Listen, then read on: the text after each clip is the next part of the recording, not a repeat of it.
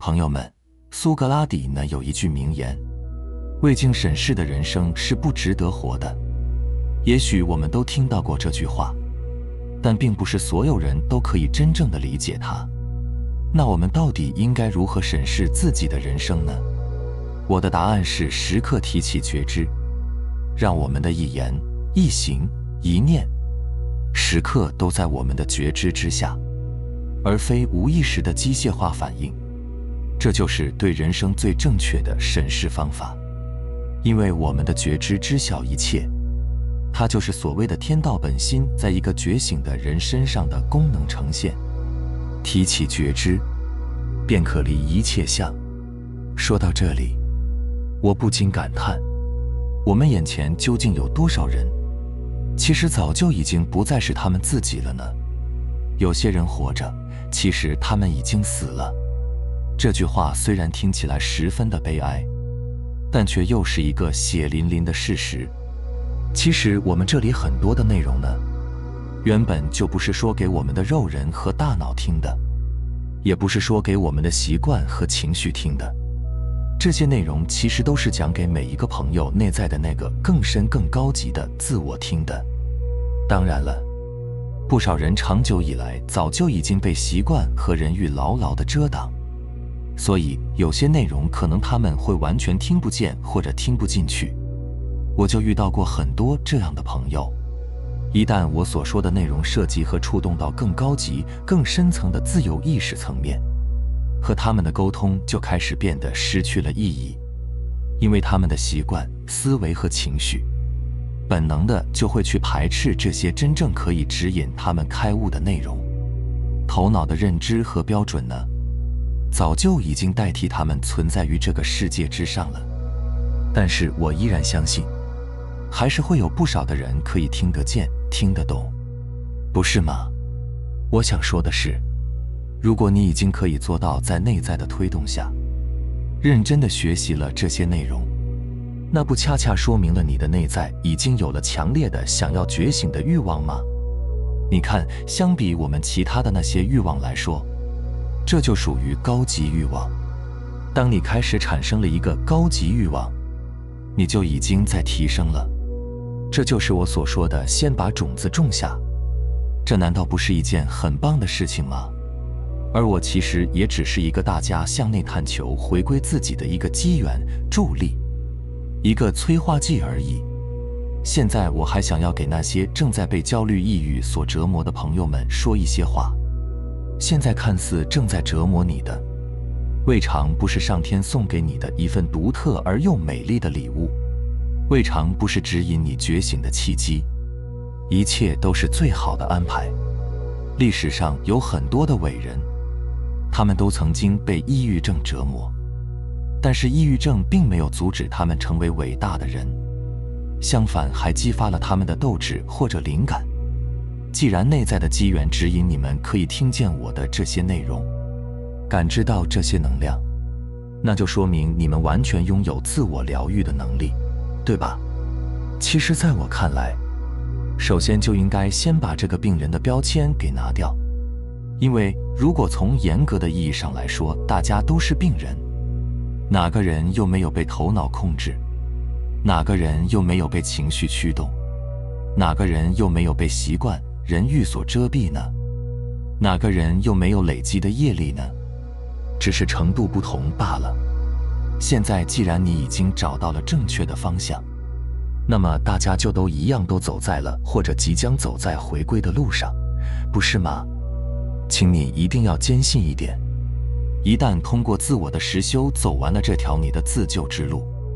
那么走出来以后的那个你所拥有的定力、专注力和觉察力，还有你因此获得的智慧、取得的成就，就都是造物主给你的最美丽的回赠。相信我，有一天或许你将会回过头来，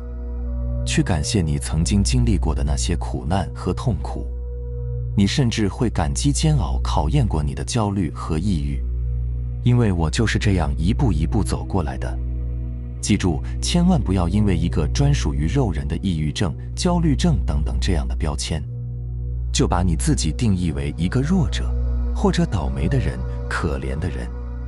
然后就开始不断地抗拒和评判它，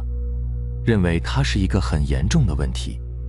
记住，只有你认为它是问题，才是真正的问题，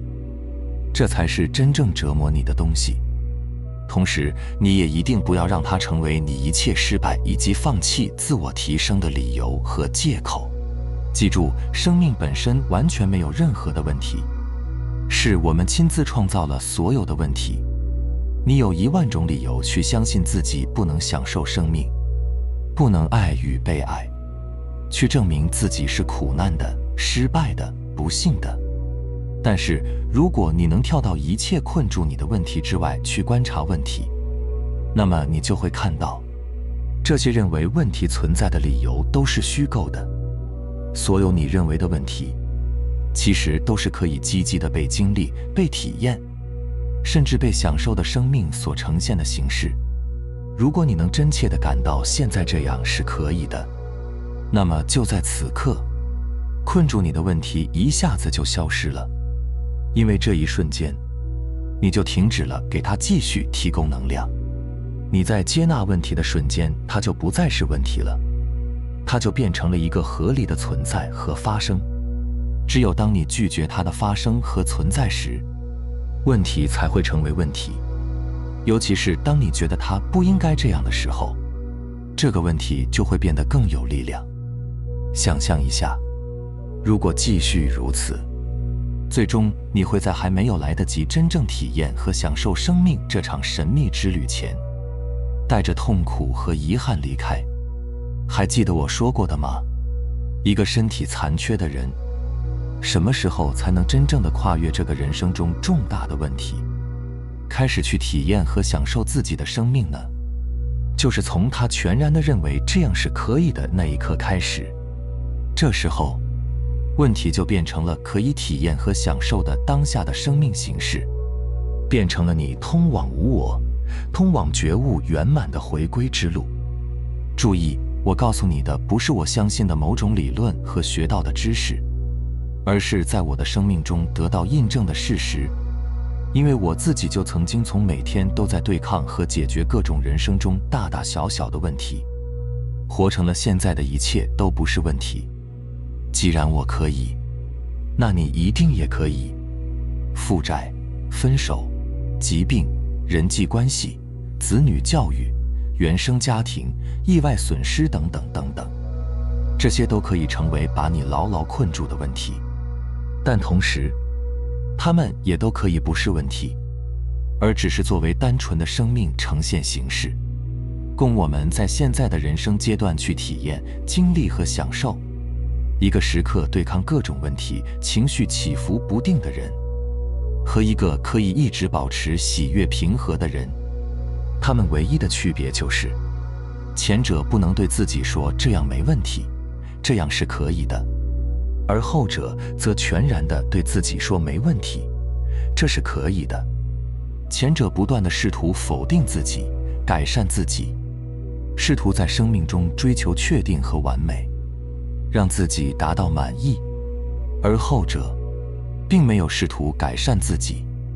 也不追求所谓的完美。后者恰恰接纳了自己的生命在这个世界中所呈现出来的不完美。虽然生命本身是圆满的，但是生命在我们外部世界的呈现形式却是不圆满、不完美的。而我们想要向内回归到圆满的生命本身，